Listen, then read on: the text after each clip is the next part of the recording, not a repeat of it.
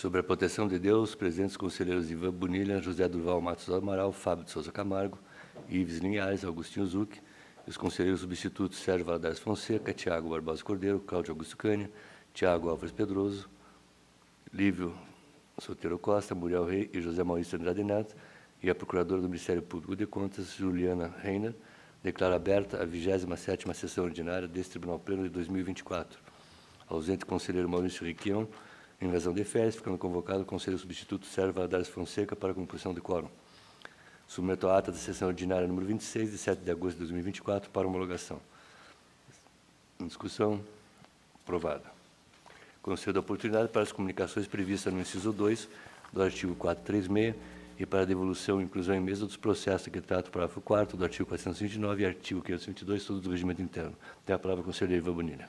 Senhor presidente, para fazer a devolução ao conselheiro Fábio Camargo do protocolo 32730/24. Obrigado. A presidência agradece. Tem a palavra o conselheiro Durval Amaral. Senhor presidente, para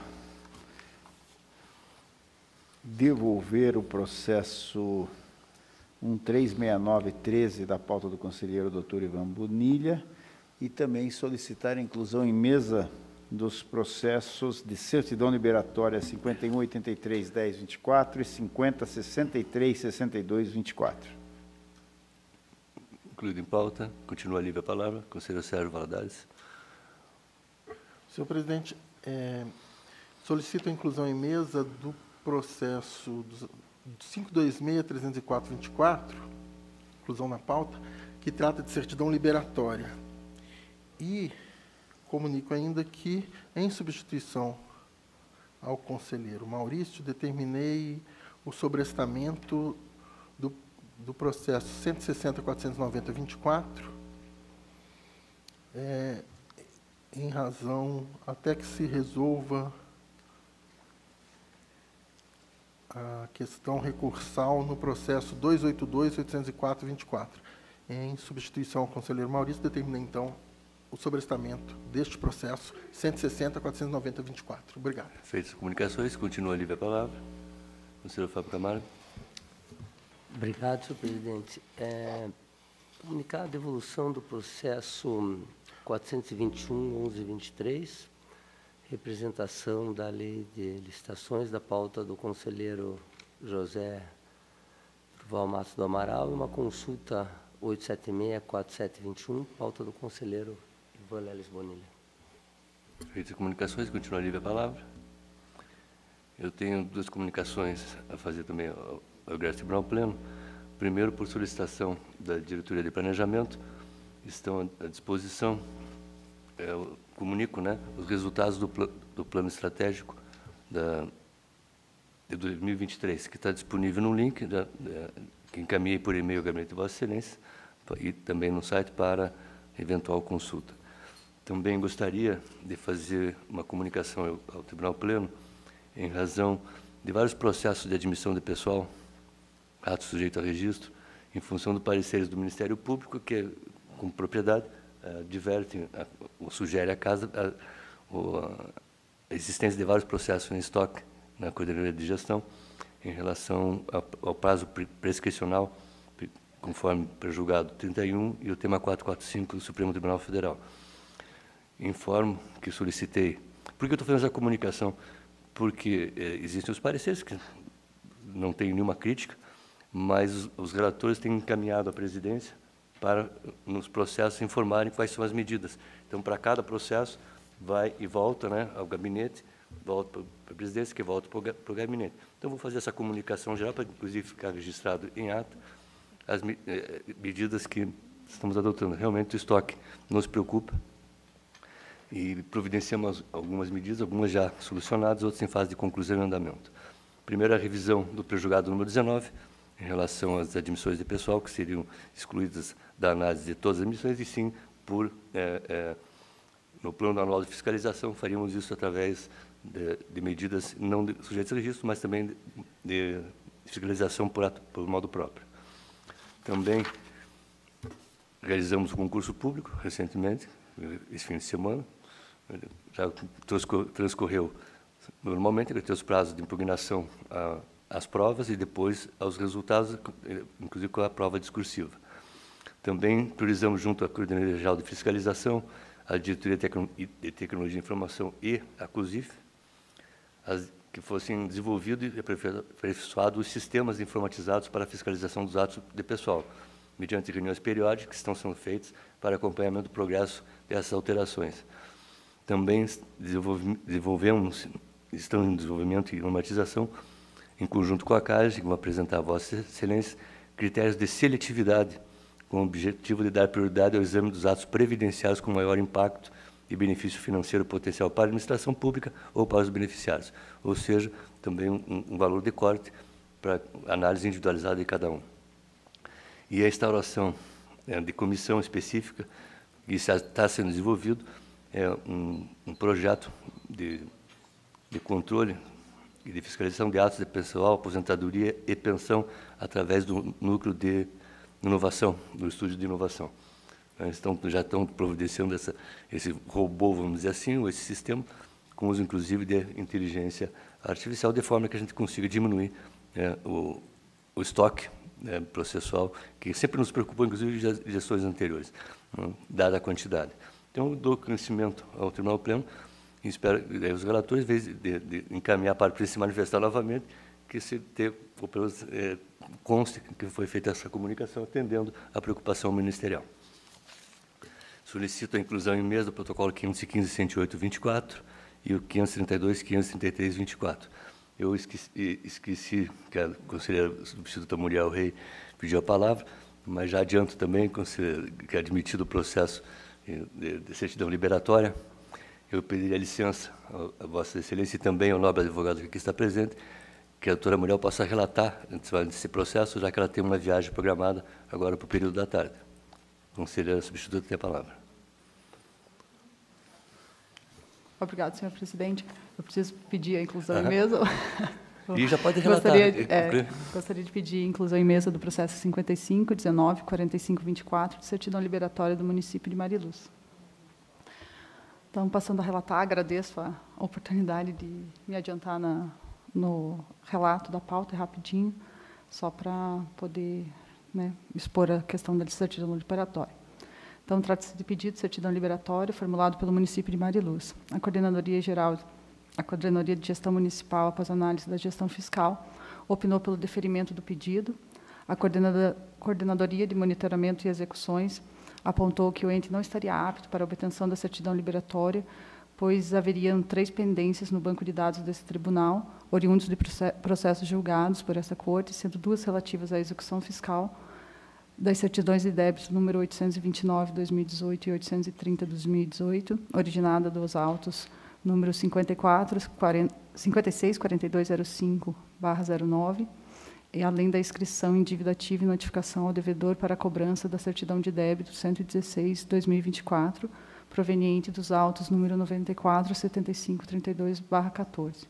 O Ministério Público, junto ao Tribunal de Contas, igualmente opinou pelo indeferimento da certidão liberatória.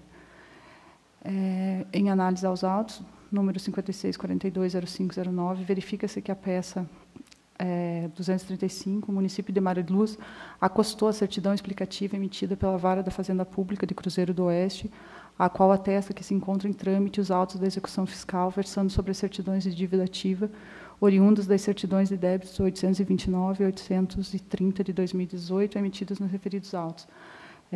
Uma dessas certidões, o município teria desistido da ação e houve novamente a determinação do tribunal para que se executasse a certidão.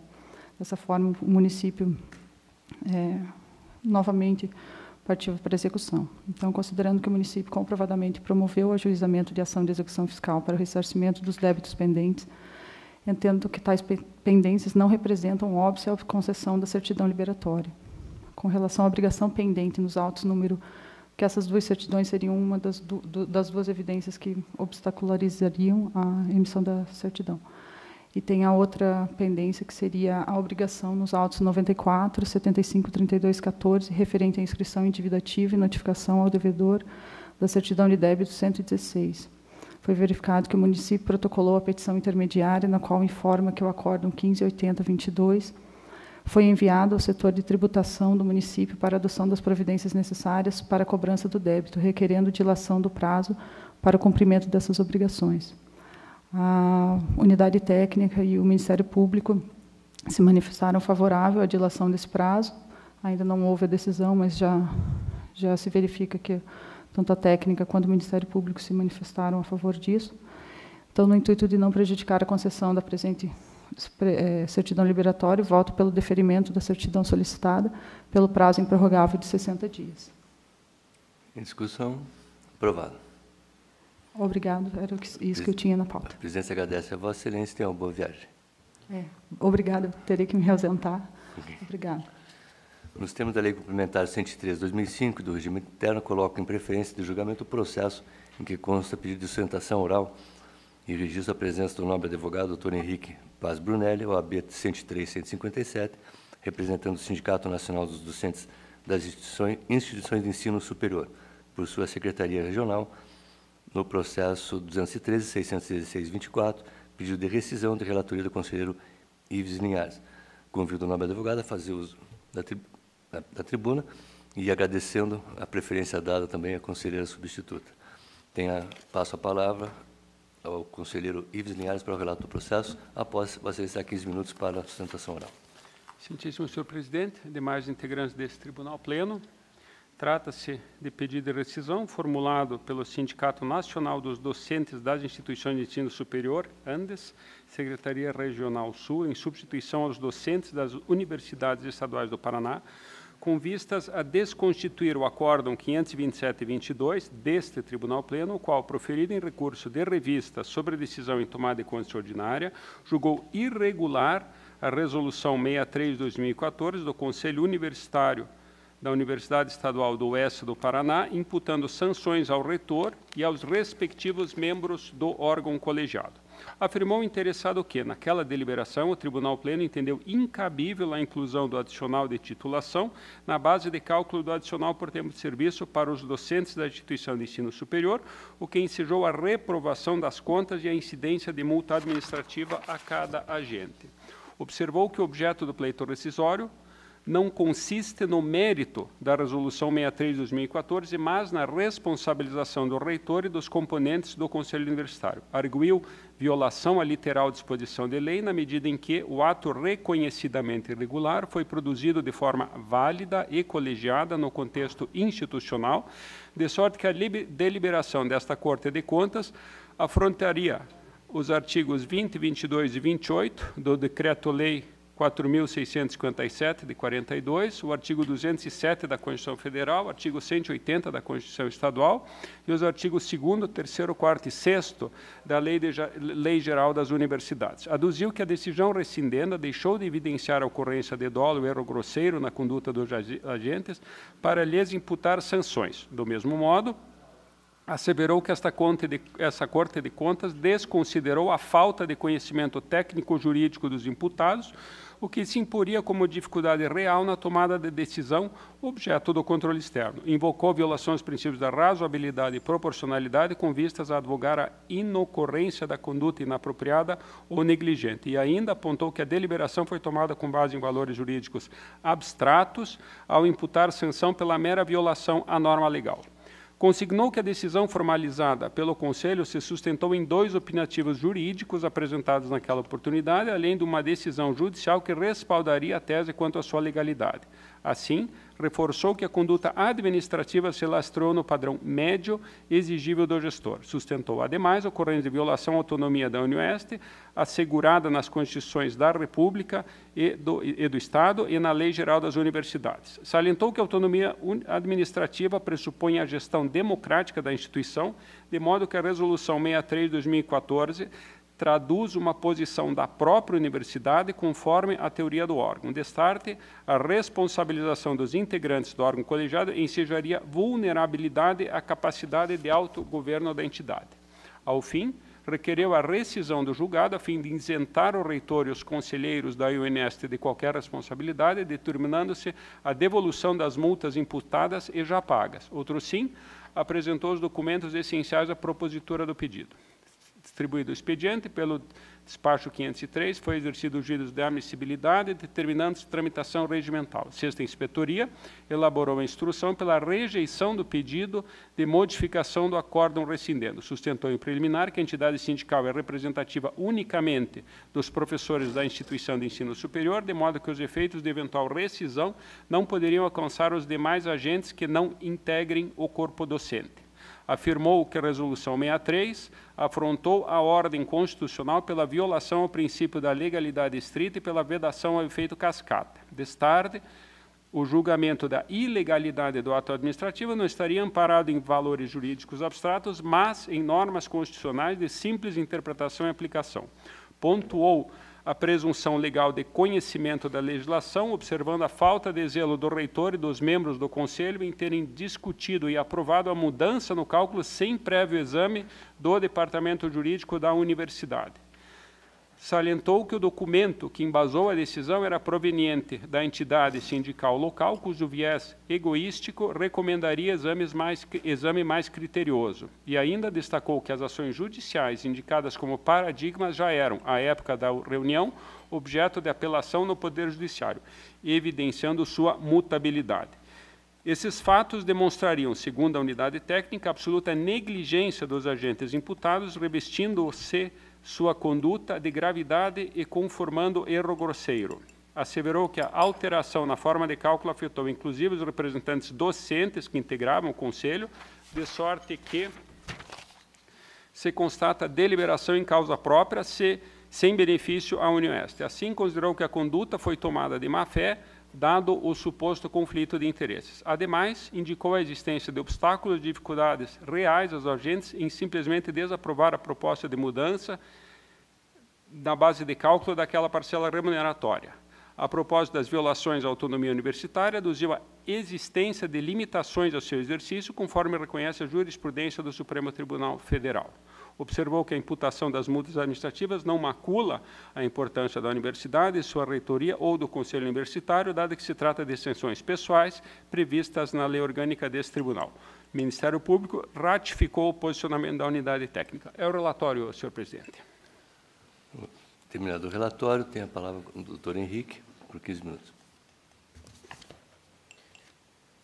Ilustres conselheiro presidente, ilustre conselheiro relator, demais ilustres conselheiros, boa tarde. Cumprimento também os advogados que porventura nos assistem, os servidores deste tribunal e também os cidadãos que porventura também acompanham essa sessão.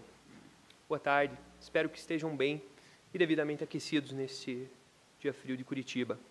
Falo em nome, como já relatado pelo excelentíssimo relator, falo em nome do Sindicato Nacional dos Docentes de Instituições de Ensino Superior, no presente pedido de rescisão.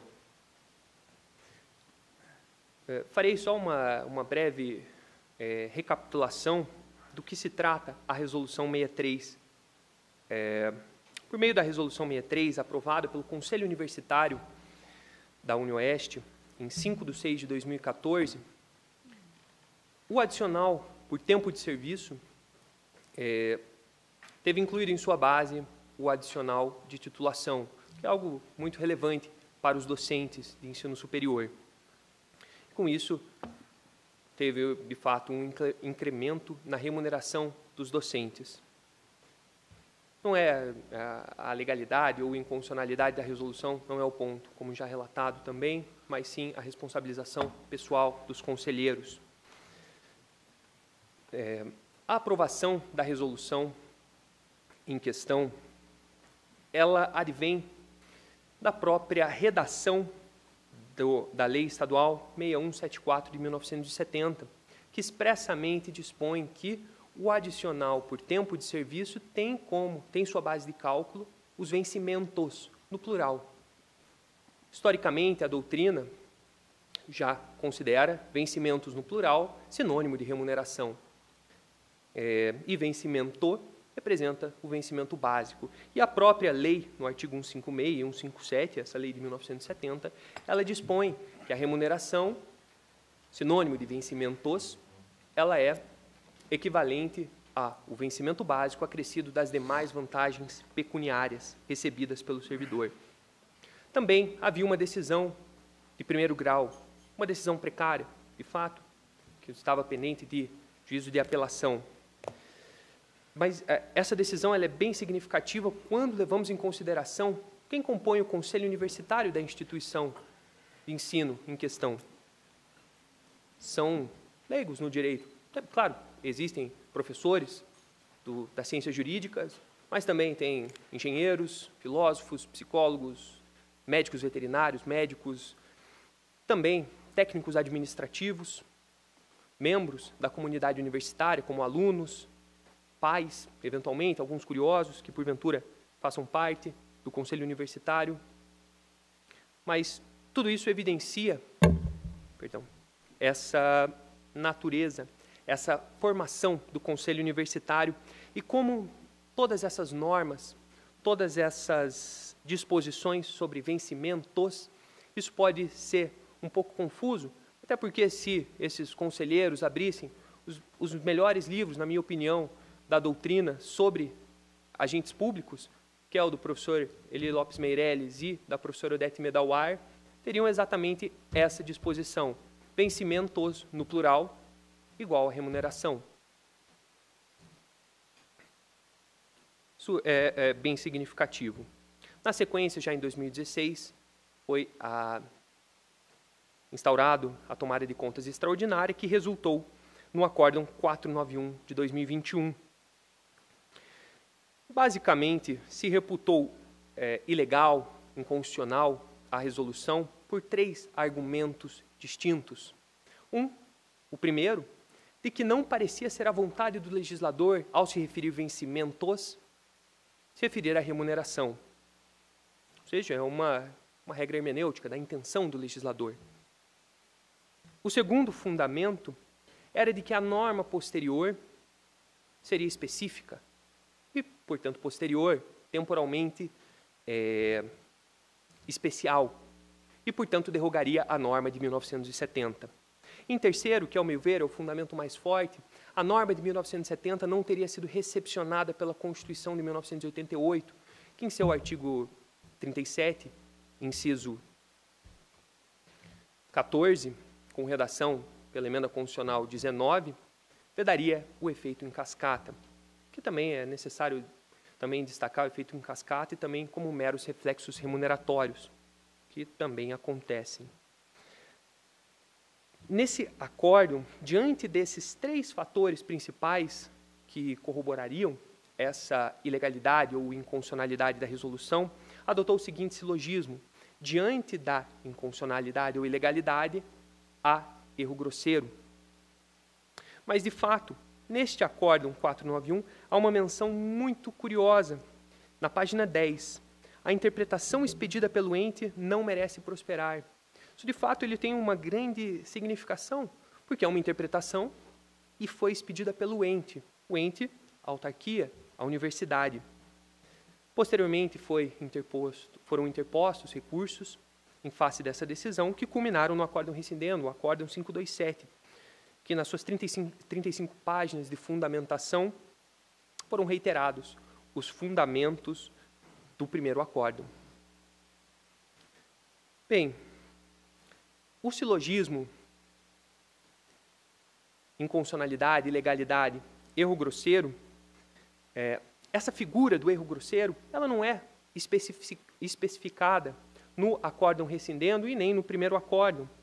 Isso não é algo cuja precisão semântica é explicitada. E, em nosso entender, serviria quase como um valor jurídico abstrato de que, especialmente essa linha de raciocínio, se há ilegalidade, há inconstitucionalidade, há erro grosseiro, há o descumprimento, há essa negligência grave. No entanto, ao nosso ver, isso violaria o artigo 20 da LINDB, pois, ao usar um valor jurídico abstrato, era necessário sopesar as consequências dessa decisão. Toda decisão tem sua externalidade, ela pode ser positiva ou negativa. Ao nosso ver, a consequência negativa da decisão é o medo que o Conselho Universitário ele tem, mas, claro, isso vou tratar melhor adiante. Ah, mas já essa é uma consequência. Existem outras, obviamente. Também, um outro fator, ao nosso ver, é de que não se levou em consideração as dificuldades que esses gestores, essas pessoas leigas no direito, elas têm de se interpretar. Vejam, não existia uma legislação prevendo vencimento. Se buscasse na doutrina, aquela pessoa leiga, aquele conselheiro leigo, ele não teria uma clareza de significados, e até porque as regras de hermenêutica, elas são ministradas da metade para o final da faculdade de Direito. E não é algo tão simples, a própria palavra hermenêutica já não é tão intuitiva assim para um engenheiro mecânico. Meu irmão é engenheiro mecânico, então eu tenho um pouco de propriedade para dizer. Enfim, essas dificuldades não são sopesadas no acórdão, que, ao nosso ver, resulta na violação ao artigo 22 da LINDB também. Essa contrariedade, portanto, à literalidade de texto de lei. E já passando para o artigo 28, faço uma pergunta retórica. Será mesmo que para um leigo, diante de toda essa complexidade, são 23 páginas de fundamentação no acórdão 491-21 e 35 páginas no acórdão 527-21? Será mesmo que essa confusão quanto aos termos vencimentos e vencimento, isso seria erro grosseiro? Que nos ditames do decreto 9830 de 2019, regulamentando a LINDB, as inclusões da LINDB de 2018, se constituiria como um elevado grau de negligência, imprudência e imperícia, uma culpa grave? Será mesmo que essa confusão, essa interpretação expedida pelo ente, que não merecia prosperar, em face de regras hermenêuticas, ela se constituiria como erro grosseiro? Em nosso entender, não. De fato, eram pessoas leigas, que tinham não apenas a doutrina ao seu lado, mas também tinham uma decisão judicial que já era suficiente para mostrar essa dissonância de interpretação. Enfim, passando sobre outro giro, quanto à autonomia universitária. Bem, segundo a LGU, a gestão das universidades, ela é colegiada e democrática.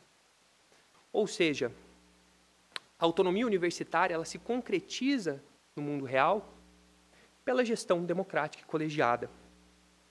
Porém, quando o órgão ele se manifesta, quando o conselho se manifesta, já não é mais uma posição individualizável aos conselheiros.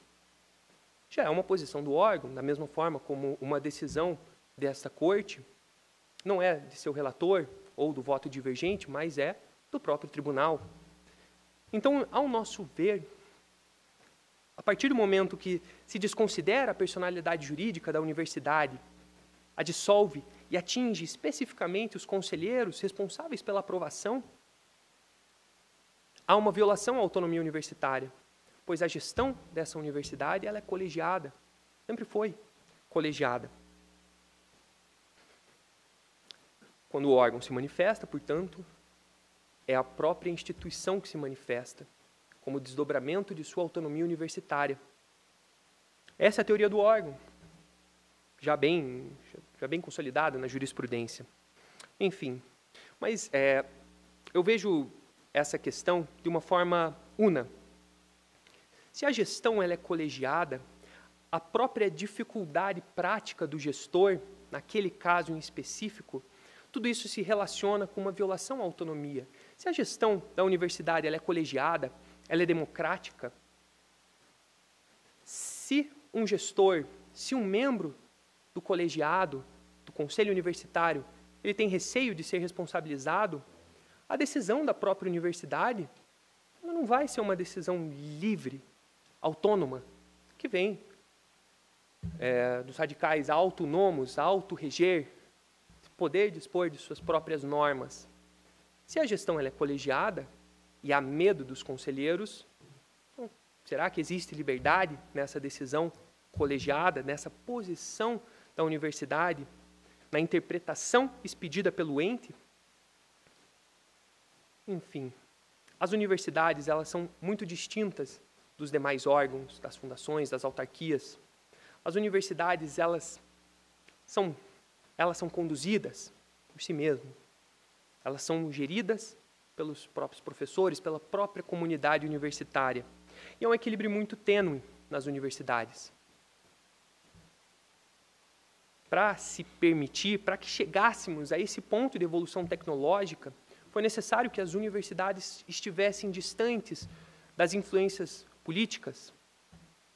Isso, falando da Idade Média, a Universidade de Bolonha, a primeira universidade que nós temos conhecimento, na forma atual, com divisão entre disciplinas. A autonomia da universidade, esse exercício de poder dizer o caminho que quer seguir, isso é fundamental para a produção do conhecimento, da ciência, para que exista estudos que contrariem o espírito do tempo, que contrariem, que quebrem paradigmas. Para isso é necessário autonomia, e essa autonomia não existe com medo, que é uma das externalidades que havia mencionado. Enfim, por essas razões, eu peço a procedência da ação do pedido de rescisão, rescindindo o acórdão rescindendo, a fim de afastar a responsabilização dos conselheiros da UniOeste, responsáveis pela aprovação da resolução em questão, afastar a responsabilização deles por multa. Muito obrigado desde já e estou à disposição. A presidência agradece. Vossa Excelência pode permanecer na tribuna, se Vossa Excelência desejar, para esclarecimento de fato. O conselheiro relator tem a palavra. Muitíssimo senhor presidente, agradeço e parabenizo o doutor Henrique pela brilhante explanação, com a qual, inclusive, em certa medida, o meu voto converge. Apenas eu faço algumas observações iniciais, doutor Henrique. Eu entendo, né, respeitosamente, que não houve violação nenhuma à autonomia universitária. É evidente que isso se trata de uma garantia constitucional da maior importância, mas que efetivamente, conforme até vários precedentes desse tribunal, ela não deve impedir as ações de controle, notadamente do controle externo. Então, evidentemente que falamos de liberdade de cátedra, fomento à pesquisa, a própria autonomia na gestão dos seus recursos, entretanto, há o paradigma, o limite da legalidade, notadamente naquilo que envolve as despesas públicas, na medida que essas universidades são, sim, custeadas com recursos do erário, são instituições públicas. Então, não se pode confundir essa autonomia com uma imunidade, perdão. E, da mesma forma, a consulta prévia aos conselhos deliberativos, como bem explicado pelo doutor Henrique, é um desdobramento lógico dessa gestão democrática, mas também a própria atuação dos conselhos, em certa medida, deve obedecer a algumas balizas, uma responsabilidade com relação às decisões tomadas. Então, com isso, eu quero dizer, doutor Henrique, que eu entendo viável o controle externo por parte desse tribunal, inclusive com relação a essas deliberações que implicam em aumento da despesa pública.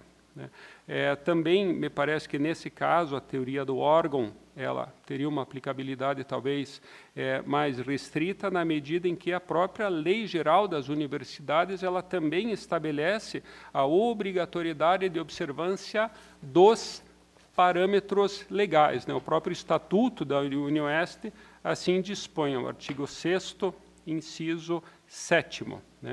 E outro ponto que eu também divirjo dessa fala inicial do ilustre procurador é no fato de que a decisão rescindenda teria se baseado em valores jurídicos abstratos. Me parece, numa leitura tanto da decisão inicial como da de segundo grau, que efetivamente ela descreveu os fatos, ela apontou as normas que foram infringidas, que foram até muito bem recapituladas na brilhante sustentação oral, de modo que me parece que houve sim a indicação dos fatos específicos, dos parâmetros legais utilizados para a configuração da irregularidade. E é importante que se diga também, como até salientou novamente o doutor Henrique, nós não estamos aqui discutindo a regularidade ou não da resolução. Isso já foi matéria pacífica, né, transitada em julgado, né, e houve, inclusive, a cessação do pagamento desse acréscimo remuneratório. E, não obstante, ele tenha perdurado por 6 anos, né, mas após a decisão final desta Corte de Contas, foi corrigida a forma de pagamento, né, excluindo-se, então, o adicional de titulação da base de cálculo dos adicionais por tempo de serviço. Na parte que eu convirjo com a manifestação da defesa é justamente com relação à possibilidade de aplicação dos artigos 22 e 28 da nossa lei de introdução das normas do direito brasileiro, que trata justamente dos obstáculos e dificuldades reais do gestor, esse é o artigo 22, e a necessidade de dolo ou erro grave para a imputação de uma sanção. E, nesse ponto, de fato, me parece que os membros do Conselho Universitário não tinham, por um lado, a formação específica, né, para fazer esse discernimento com relação à base de cálculo, e, por outro, né, não foram também alertados ou não foram munidos dos instrumentos necessários para que pudessem ter feito esse juízo crítico na época da votação. Então, eu, analisando as atas da referida sessão do Conselho Universitário em que foram aprovadas essa resolução, me parece, né, transparecer efetivamente o propósito do magnífico reitor de fazer aprovar essa resolução com esse acréscimo à remuneração e colocando como se isso fosse uma matéria muito tranquila, muito pacífica, né?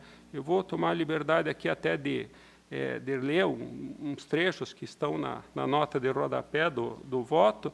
Então, ele menciona: houve uma lei que alterou e que colocou o professor seguindo certas qualificações. Teria direito a um percentual por especialização, um percentual por mestrado e um percentual de doutorado. Existe lei que estabelece que esses percentuais são componentes do salário do professor.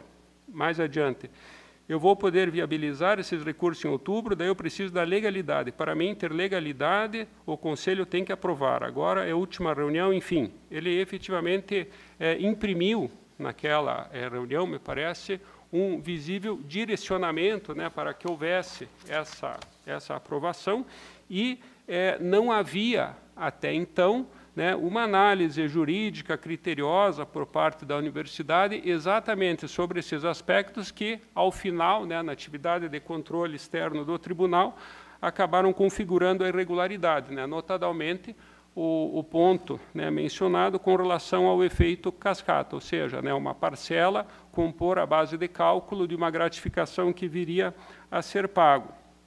Mas eu entendo que, efetivamente, o conhecimento dessas normas, naquela circunstância, né, em que foi da forma como se transcorreu a reunião, realmente supera uma expectativa razoável, uma expectativa mediana que se espera de membros ordinários do Conselho Universitário. Ordinários, evidentemente, eu me refiro à gama multissetorial, né, das origens, né, dessas pessoas que configuram o Conselho. Então, eu, de minha parte, por entender que não há configuração de erro grosseiro ou de dolo por parte dos membros do Conselho e que, dadas as circunstâncias da votação, eles realmente não teriam condições de discernimento com relação a ao perfeito esclarecimento sobre isso, eu entendo que, em relação a eles, efetivamente pode ser afastada a multa que foi imposta.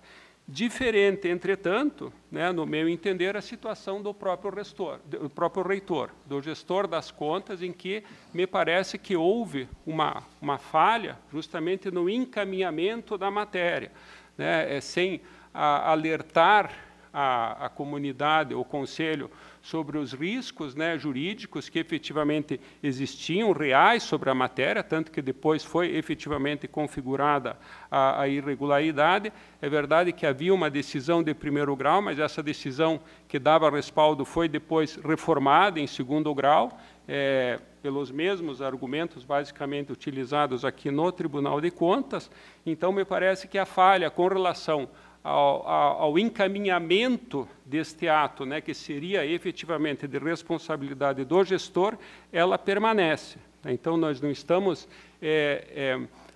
diminuindo de forma nenhuma a gestão democrática da universidade, é evidente que essa é a forma correta, mas sim atribuindo essa falha ao gestor que, na ocasião, se omitiu em prestar os esclarecimentos, em fazer os encaminhamentos necessários previamente à deliberação do Conselho. Então, partindo agora para a conclusão, e uma outra observação, a inspetoria levantou uma questão processual referente ao fato de que, por o sindicato atender apenas aos docentes, deveria ficar os efeitos da decisão limitados a eles. Eu, nesse ponto, eu divirjo, né, a sistemática do nosso tribunal, notadamente o artigo 481 do Regimento Interno, estende a todas as partes os efeitos da decisão quando resultantes de circunstâncias objetivas, que é exatamente o caso. Então, me parece que todos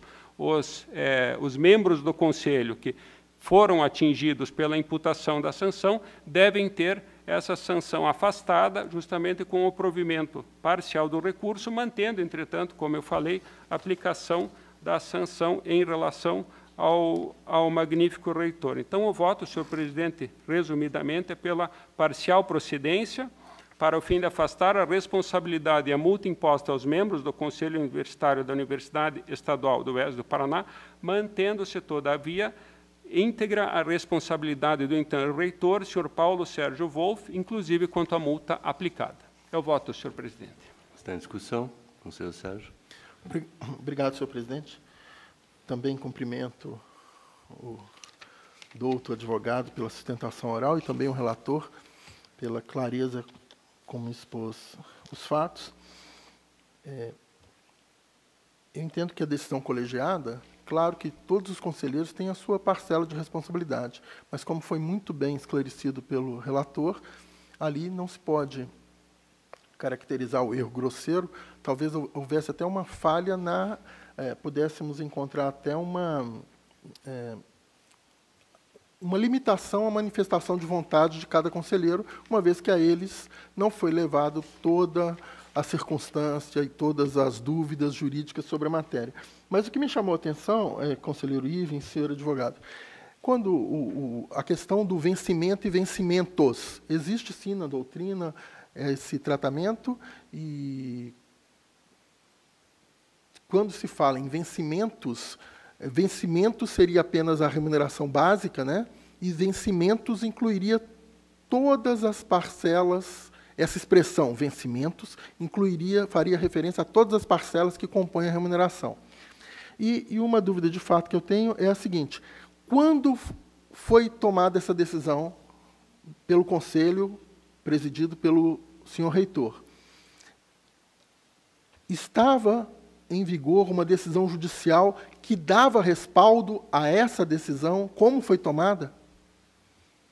Sim, na ocasião, conselheiro, havia uma decisão judicial, se não me engano, de caráter liminar, que permitiu essa inclusão, né? Só que depois, né, essa decisão foi justamente reformada, né, entendendo-se que não era possível, justamente por conta do efeito cascata, essa acumulação. Certo. Mas, quer dizer, esse pagamento, com esse cálculo, perdurou durante 6 anos. E, quer dizer, mas nós estamos aqui responsabilizando o reitor pela decisão tomada naquele momento em que havia uma decisão judicial na mesma linha de entendimento do reitor. A decisão judicial, ela previa essa possibilidade, só que, efetivamente, havia a contestação, já estava pendente o recurso, né, sobre essa decisão, então, não houve um esclarecimento quanto aos riscos dessa decisão vir a ser reformada, como de fato foi. Uhum. Né? E foi reformada quanto tempo depois? Sua Excelência essa sabe? Informação eu não tenho. Eu sei que o nosso... Mas, de qualquer maneira, o que estamos analisando aqui não é o pagamento, suponhamos, posterior à reforma da decisão, mas sim a decisão tomada naquele momento. Exato. Em que existia... Então, senhor presidente, com a máxima vênia do ilustre relator, eu entendo que não está configurado o erro grosseiro por está o reitor respaldado, mais do que até num parecer jurídico, da assessoria jurídica, da consultoria jurídica da própria universidade, mas respaldado, em princípio, por uma decisão judicial. Então, senhor presidente, eu vou pedir vênia, pedir desculpas, né, ao doutor relator, para, diante da existência dessa decisão judicial, entender que não houve erro grosseiro na decisão do senhor reitor e, então, aplicar, então, ao senhor reitor o mesmo entendimento que está sendo dado aos demais membros do Conselho, no sentido de que se possa, então, afastar a responsabilização também do senhor reitor. Continua a discussão matéria. Conselheiro Fábio. Obrigado, senhor presidente. Cumprimentar, da mesma forma, o nobre relator, conselheiro Ivens, também doutor nobre advogado. Pelo que eu pude perceber, senhor presidente, conselheiro Sérgio, o que a Sexta Inspetoria pôde destacar é que, e hoje o Supremo tem, através do presidente, ministro Barroso, e algumas vezes eu tenho colocado aqui, é o tal do juridiquês, o enrolês. Recentemente, eu vi uma fala do ministro Barroso, doutor, e achei sensacional. Ela é dura, mas tem que ser. Que muitos enrolam para enganar. E eu quero estar enganado, mas a inspetoria ela fez um belo trabalho. Ela demonstra que, infelizmente, é o que parece, o reitor fez um desserviço à sociedade, porque ele conduz a erro o conselho. Ele usa o juridiquês para desorientar. Então, eu comungo da ideia do conselheiro Ivens em gênero, número e grau, porque quando se fala uma linguagem da qual não se entende, você leva a erro, você distorce, você dá uma conotação da qual é outra. Isso é muito triste. Isso é uma cultura do passado.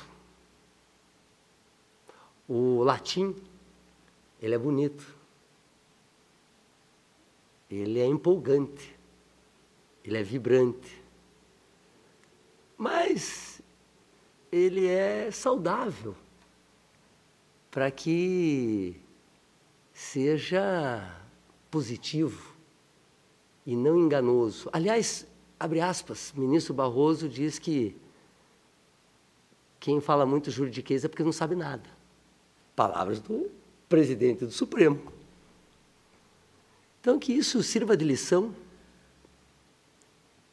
porque, lógico que tem que se ilustrar, mas se ilustrar, não se enganar. Não se enganar. E nós sabemos muito bem o que se faz com agentes públicos que se doam para conselhos. Porque, hein, doutora? As pessoas estão se doando nos conselhos. E quando se vê, muita gente com bens indisponível, muita gente com situações pessoais, particulares. Então, eu realmente... E também tem uma fala do ministro Luiz Fux, doutor. Sensacional, aliás. É um bom programa ficar assistindo o Supremo Tribunal Federal. Hoje em dia está ótimo. Hoje em dia parece que eles estão mais soltos. Eu também estou um pouquinho mais solto. Então, justiça não é só o que se aprende, é o que se sente. Aliás, o ministro Fux ele não falou só. Eu que falo aqui, só. Justiça não é o que se aprende, é o que se sente. Então, o conselheiro Ivens foi profundo, porque a inspetoria, obviamente, levou ao pé da letra, até porque não tem a condição, a prerrogativa do que nós estamos aqui tendo a oportunidade. Então, obviamente, nós estamos sentindo que os conselheiros foram enganados. Eles foram desorientados, infelizmente. Mas nós sentimos e, por isso, eu vou acompanhar absolutamente o conselheiro Ives. Às vezes, nos corredores, ontem mesmo eu estive no Tribunal de Justiça e muitas pessoas, os colegas, falam, poxa, Fábio, eu te entendo fácil quando eu vejo você falar. Eu falei, talvez porque eu não tenha tido oportunidade de estudar tanto quanto você. Então, a minha linguagem, ela fica uma linguagem mais didática, mais compreensível, talvez menos abusiva. E, por isso, fica mais entendível. Então, eu quero parabenizar o nobre advogado e, consequentemente, o conselheiro Ivens e, obviamente, a sexta inspetoria. Muito obrigado, senhor presidente. Presidente, agradecer a Vossa Excelência, conselheiro Zucchi. Senhor presidente, eu agradeço a oportunidade, cumprimento o nobre advogado que fez aqui a sustentação oral. Eu até perguntei aqui para o doutor Ives, o doutor Sérgio pediu vistas ou não, só lançou uma proposta divergente? Ah, ok. Então, apenas para dizer o seguinte, a gente sempre discutiu com muita, especialmente no Legislativo, com muita determinação a questão da autonomia universitária. Mas isso não é imunidade. As universidades são geridas e bancadas com recursos públicos. E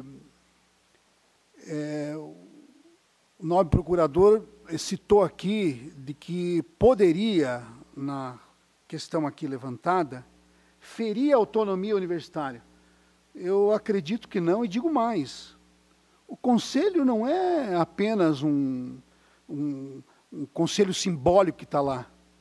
E não se trata, excelência, do conselho ter medo, mas o conselho tem que saber o que está fazendo.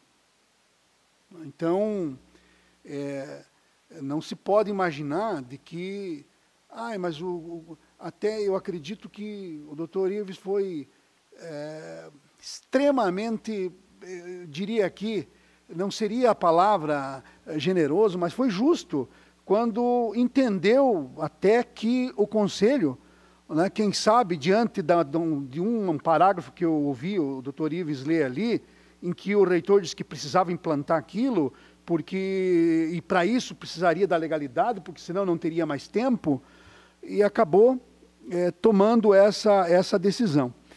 Então, senhor presidente, eu acredito que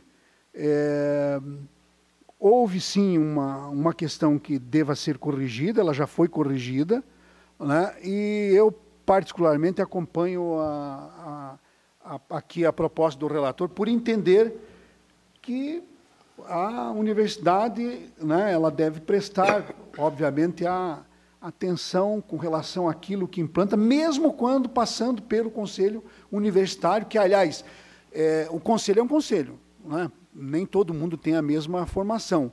Mas, obviamente, o conselho, quando aprova algo que tenha repercussão, especialmente, como nesse caso, financeira, né, e com consequências com relação a isso, obviamente teria que ter, né, um um cuidado maior com relação a essa situação. Então, portanto, eu acompanho aqui o doutor Ives. Obrigado. Continua a discussão. Bom, havendo votos divergentes, vou iniciar a votação. Tem o voto do conselheiro Sérgio, que é parcialmente divergente. Já tem 3 votos anunciados com o relator. O conselheiro Ivan. Com o relator. Conselheiro Durval. Com o relator. Então, por 5 votos a 1, né? 6 votos a 1, tá, é isso, né? Está aprovado o voto do relator. A presidência agradece ao doutor Henrique, seja sempre bem-vindo, e parabéns pela apresentação objetiva, é clara, né? Seja sempre bem-vindo a esse plenário. A presidência agradece ao conselheiro relator e tem, antes de passar a palavra ao conselheiro Ivan, tem 2 processos que solicitei inclusão em mesa. O primeiro, um termo de cooperação técnica, 515.108.24, nesse tribunal com a Faculdade Centro de Estudos Superiores Positivo Limitada. É um programa de desenvolvimento de extensão universitária, nos moldes que fizemos com universidades estaduais no projeto Veracidade, para mapear pontos a serem abordados, desenvolvidos para a melhoria da gestão municipal. Não há recurso financeiro envolvido, apenas a colaboração dos corpos técnicos e do corpo docente de ensino das universidades, e a proposta de voto, seguindo todos os pareceres, era pela homologação. Está em discussão. Aprovado. O 532, 533, 24, esqueci de convocar, na ausência do conselheiro Fábio, o conselheiro Lívia Sotero Costa. Você tem condições de votar no processo anterior? O 532, 533, 24, uma contratação por inexigibilidade de licitação de serviço de assistência técnica e utilização de software, chamado e-prefeitura, para extração, transformação, carregamento e análise de dados com vistas ao diagnóstico e fiscalização e controle de informações tributárias, por parte da empresa Open Brasil Gestão do Conhecimento e Informação Limitada, a qual é detentora da propriedade exclusiva desse sistema. Todos os pareceres técnicos, financeiros e jurídicos são pela homologação, e essa proposta de voto pela contratação por inexigibilidade da empresa que anunciei, pelo valor de R$ 119.760. Está em discussão. Aprovado. A presidência agradece a Vossa Excelência. Tem a palavra o conselheiro Ivan Bonilha. Senhor presidente, demais participantes dessa sessão do Pleno, eu tenho um processo para relatar, um projeto de resolução. O protocolo é 80, 87, 47/19. É o projeto de resolução número 75/2009, instrução dos pareceres uniformes pela aprovação. Sem mais delongas, é o que proponho pela aprovação do projeto de resolução. Relatório e voto, presidente. Está em discussão. Aprovado. Salvo engano, presidente, era o que tinha para essa tarde. Agradeço. A presidência agradece a Vossa Excelência. Tem a palavra o conselheiro Durval Amaral. Excelentíssimo senhor presidente, senhora secretária, senhora procuradora, senhores conselheiros, conselheiros substitutos, inicio a minha pauta pelos processos incluídos em mesa 55, 83, 10, 24. Trata-se de pedidos de certidão liberatória, formulado pelo município de Itaguajé, em razão de sua não obtenção automática pela via eletrônica, diante de pendência de cumprimento de decisão proferida nos autos de tomada de conta extraordinária 62833623. A Coordenadoria de Gestão Municipal atestou a inexistência de restrições no âmbito de suas atribuições e manifestou-se pelo deferimento do pedido. Já a Coordenadoria de Monitoramento e Execuções consignou pendência no bojo do processo 62833623. O Ministério Público de Contas, por sua vez, acompanhou o entendimento da CEMEX no sentido da inaptidão para obtenção de certidão enquanto não houver a quitação integral do débito ao qual o gestor foi condenado. O voto. Conforme consta, o óbice à emissão da certidão pretendida reside na ausência de recolhimento da multa administrativa fixada no acórdão 14.24.24 da 2ª Câmara ao senhor prefeito municipal. No entanto, ao consultar novamente o andamento do processo número 62833623, extrai-se a informação atualizada de que o gestor interessado procedeu ao efetivo pagamento dos valores na data de 1º de agosto de 2024, de modo que a restrição não mais subsiste. Ante o exposto, voto pelo deferimento da certidão requerida pelo prazo de 60 dias. Está em discussão. Aprovado. Processo 50636224. Igualmente, trata-se de pedido de certidão liberatória formulado pelo município de Ibaiti, cuja emissão automática foi obstada em razão de duas anotações, uma relativa ao processo 27.829.323 e outra ao processo 71.868.022. A Coordenadoria de Gestão Municipal opinou pelo indeferimento do pedido devido às anotações detectadas. A Coordenadoria de Monitoramento e Execuções, por sua vez, se manifestou pela possibilidade de afastamento do impedimento à obtenção de certidão liberatória relativa ao atual gestor, com contas julgadas irregulares, no processo 71.868022, exclusivamente em relação à entidade requerente. Ao final, o Parquê de Contas defendeu o indeferimento do pleito. Voto. Inicialmente, ressalto que, em consulta ao site desse tribunal, foi possível verificar que consta como fator que hoje impede a obtenção da certidão pelo município o Acórdão 319823, que julgou irregulares as contas, a tomada de contas extraordinária do processo 71868022, sob a responsabilidade do gestor atual. Assim, considerando que a própria CEMEX indicou a viabilidade de, nos termos do artigo 292-A do Regimento Interno, se afastar o impedimento referente ao atual gestor, visto que a sanção a ele imposta foi baixada, conforme certidão de quitação de débito juntada aos autos, entendo viável o deferimento da emissão do documento pretendido. Em face do exposto, voto pelo deferimento do pleito. Está em discussão. Aprovado.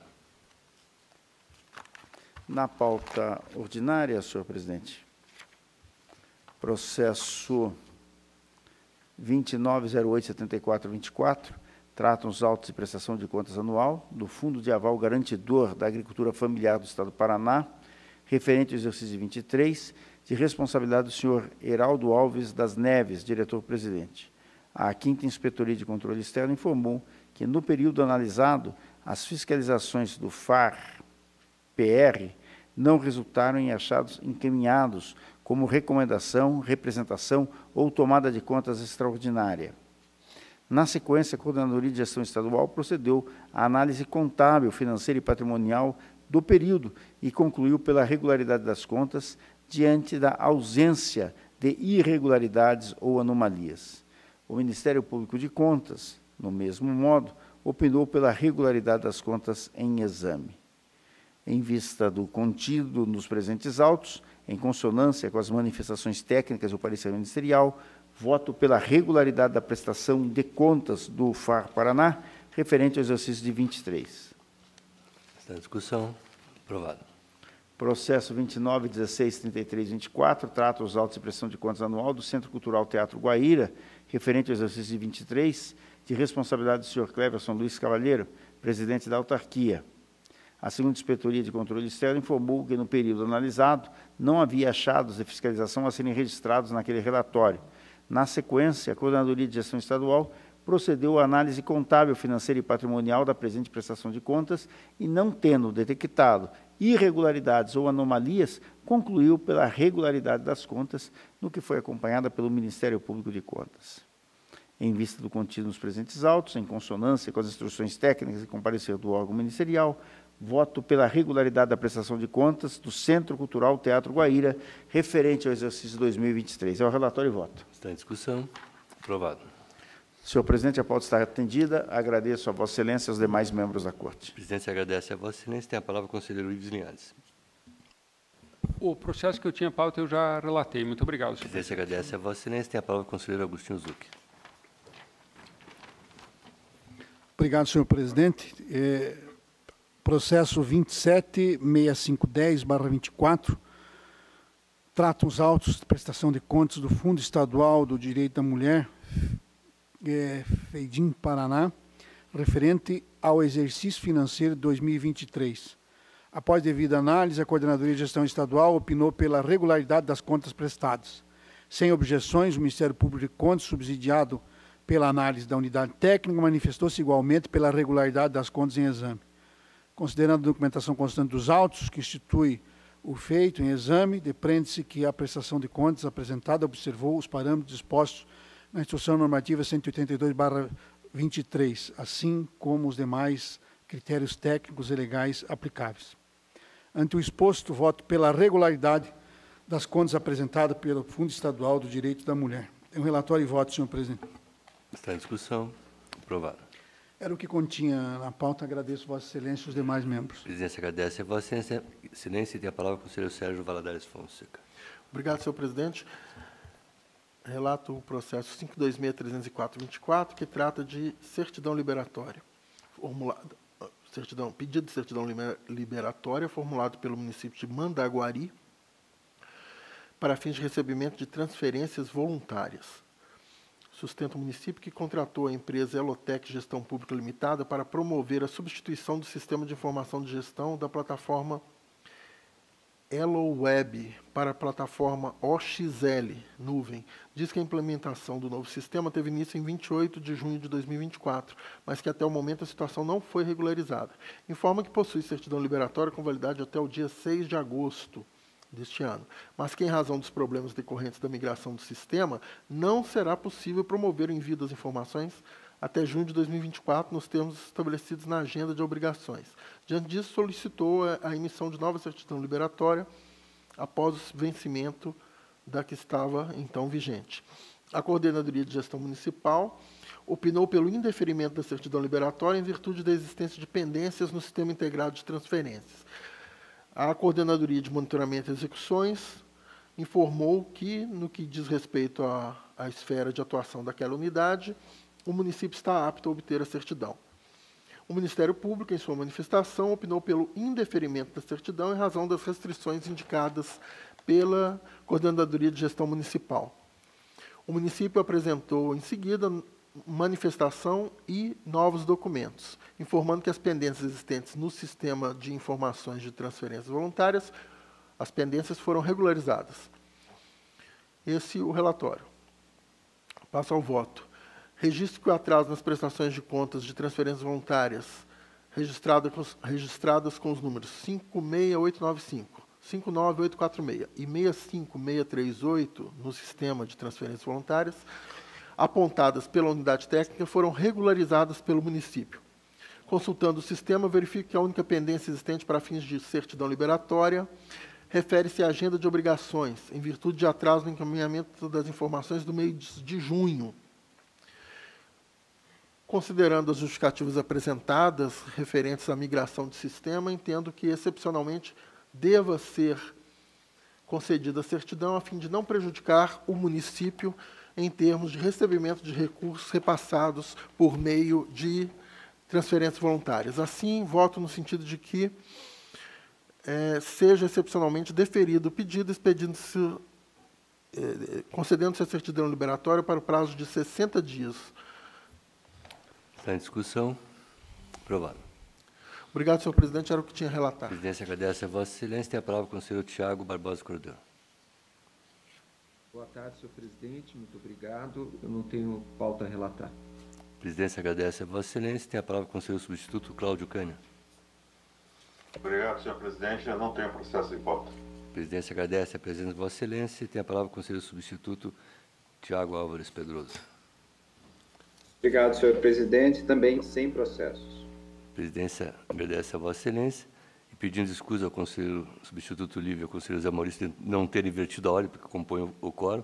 Tem a palavra o conselheiro Lívio Soteiro Costa. Obrigado, senhor presidente. Sem processos. A presidência agradece a Vossa Excelência. Tem a palavra o conselheiro José Maurício Andrade Neto.